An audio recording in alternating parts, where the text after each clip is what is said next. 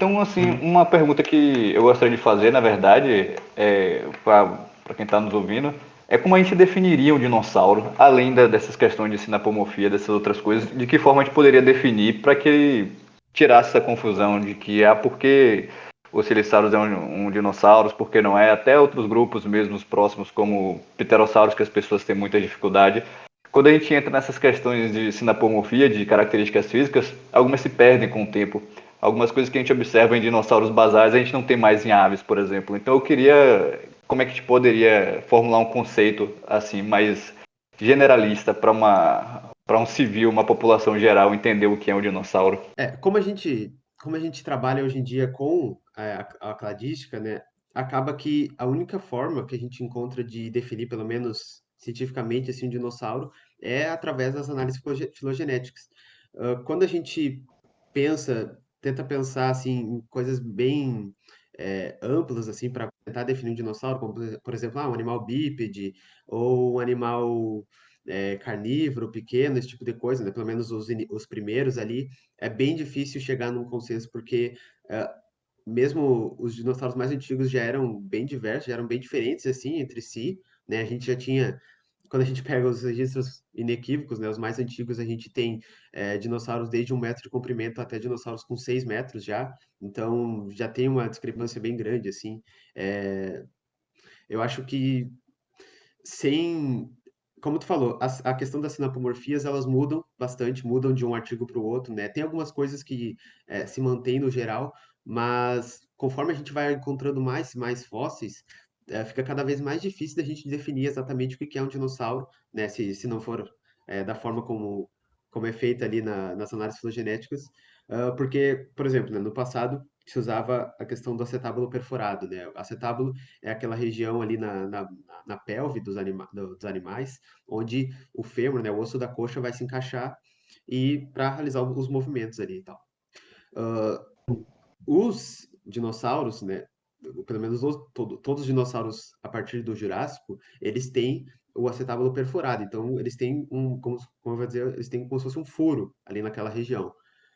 Porém, quando a gente pega dinossauros bem antigos, como por exemplo o Saturnalia ou o Burolestes, daqui, que são inclusive do Brasil, a gente vê que eles quase não têm essa perfuração, assim, ela é bem incipiente, né? Então já é algo que não se tem mais e que era muito clássico de dinossauros, assim, praticamente todos os dinossauros tinham, né? Hoje em dia a gente foi praticamente esvaziando assim esse arcabouço de coisas, né, para se definir um dinossauro, assim. Mesmo para nós, assim, é, se a gente não usasse, né, a análise filogenética e tal, seria bem difícil, assim, porque, como eu falei, as sinapomorfias mudam, assim, de uma análise para outra, então, definir exatamente, assim, um dinossauro sem se utilizar da cladística é bem complicado, assim. Porque esse negócio de você tentar classificar os animais em grupos a partir da aparência física deles, era até o que eu estava conversando com o Davi antes da gente gravar, né? Uhum, E isso não funciona mais. Tipo, é algo que a gente aprende na escola, né? Por exemplo, a gente está vendo lá na aula de biologia, vamos estudar os grupos de animais. Então, o que define um réptil é. O réptil tem escama, o réptil tem sangue frio, o réptil tem aquele tipo de locomoção clássica de réptil, né? uhum, As patas espalhadas, tudo. assim. E Isso. isso é réptil, né? E mais a gente. E aqui o que define as aves? As aves têm sangue quente, têm penas, não sei o quê. Mas assim, isso até assusta muita gente. Eu já dei aula no ensino fundamental, ensino médio, quando a gente fala, aves são répteis. Né? Se a gente for ver a história evolutiva das aves, as aves são répteis. E as Sim. pessoas se assustam, né? Porque fisicamente eles não têm nada a ver um com o outro, né? Você olha, o lagarto não tem nada a ver com, sei lá, uma galinha, né?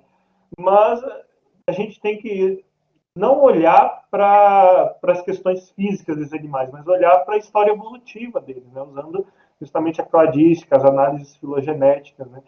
E é Isso. como a gente consegue estudar os grupos hoje em dia, né? Que é algo que eu não, acho que na educação básica ainda não chegou esse tipo de coisa, né?